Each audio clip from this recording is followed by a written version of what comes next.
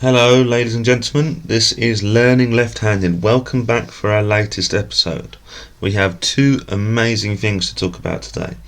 The first one is questions you should ask at the end of every job interview. These are just my personal things that I think could work a little bit better, they get you a bit further just by your force of personality. And because of the Great Resigning, this has been requested for 2 weeks now, so here it goes. We have 8 questions for you today. The first one is, what are the most important things you'd like me to accomplish in the first 3 months if I am hired for this position? Brilliant question, simple, straight to the point. It gets them thinking and picturing you in the office. And that's what you need. You want them to picture you in the best way possible in the next cubicle on or working under them or whatever the situation may be. Number 2, is there anything at all you would like me to clarify? As in, would you like me to re-answer something? Would you like to talk about something on my CV that you don't 100% understand? Very easy to do, and it puts them at ease, understanding that you are approachable and that you can take criticism and you can re-explain things in a different way. Very helpful. Number 3, how do you see my skills and experience fitting with the needs of your company? Basically, it's telling them, I am this puzzle piece. How well do you think I'm going to fit the hole that the puzzle piece will go in? Quite simple. They'll understand it. You'll understand it as well. Number 4, what are the prospects for growth in this job? Because you don't want to be there for 10 years doing the same job unless you truly love it. That is a different issue.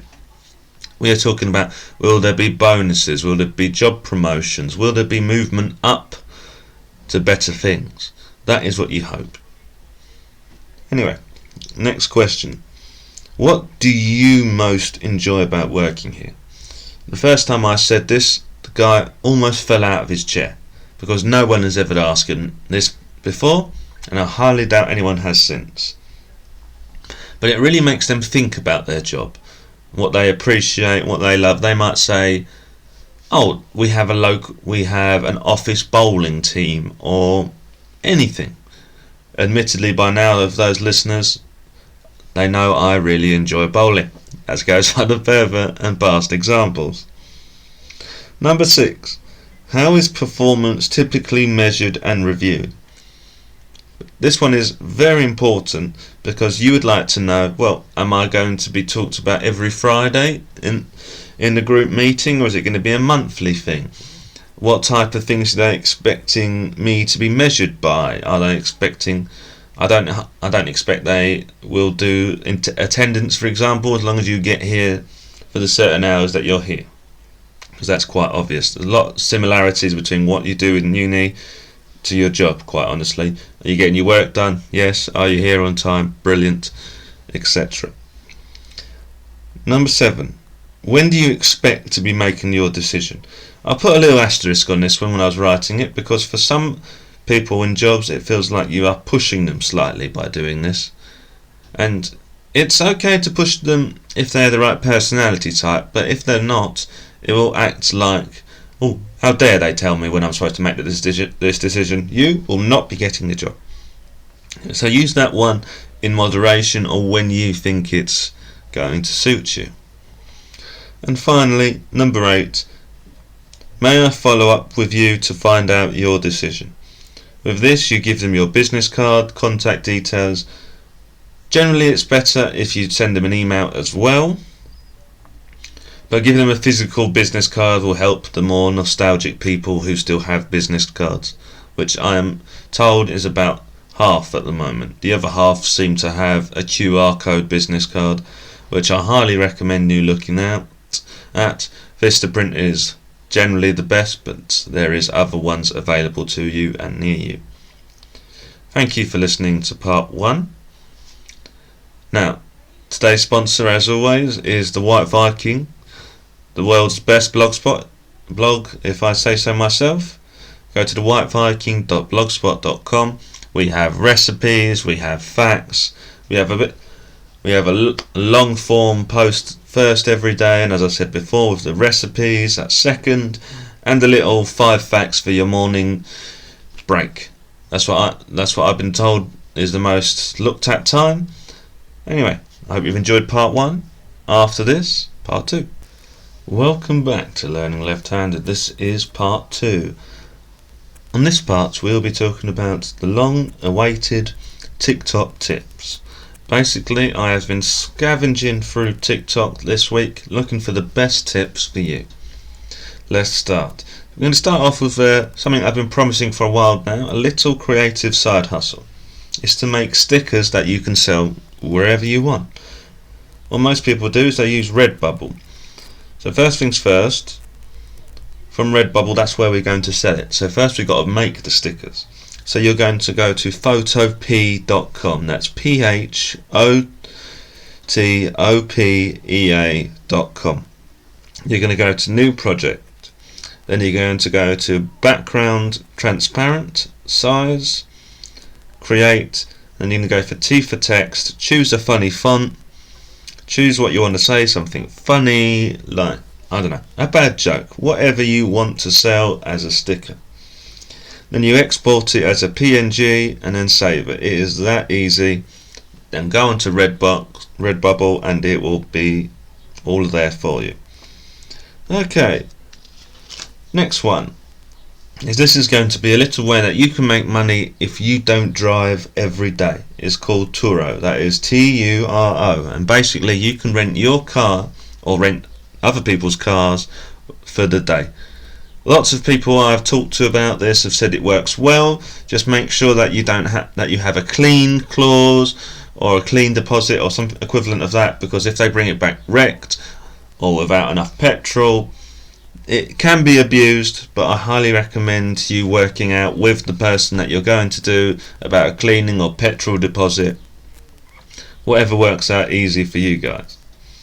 Next we have Fiverr. You can do and offer lots of different things on Fiverr, but what a lot of people seem to be wanting right now is audio file transcribers. So basically people will send you an audio and you have to write down what it says. Lots of lawyers do this because they have lots of work and it works out cheaper for them than hiring a transcriptionist full time. Welcome to the gig economy, everybody. So I highly recommend you have a look at that. Then we have GLG. Basically, if you think you are great at anything, if you have a college degree in something, or you're just really smart, like some of the people I know who are listening would really benefit from this, it's basically you can be a consultant of any type by signing up to GLG. People will come to you looking for consultant work, and it's a nice little side hustle to have if you can do it. Now next, I've been told that a lot of students have been listening to this and that I haven't been catering a lot to their wishes and needs, so I have gone for this one. It is called Unitasker. It'll do simple little tasks for students, anywhere from taking photos or going to watch a video and reviewing it. Just little micro tasks that doing it a couple of hours a day will definitely be worth doing. Check it out, Unitasker, Unitasker.